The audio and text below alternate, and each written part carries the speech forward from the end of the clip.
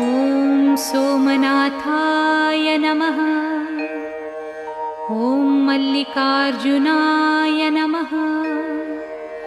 ॐ महाकालेश्वराय नमः। ॐ ओंकारेश्वराय नमः। ॐ वैद्यनाथाय नमः।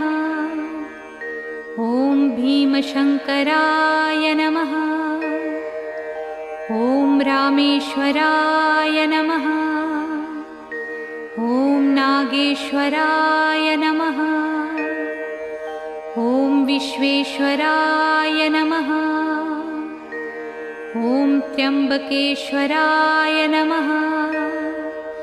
ॐ केदारेश्वराय नमः। ॐ भुस्मेश्वराय नमः।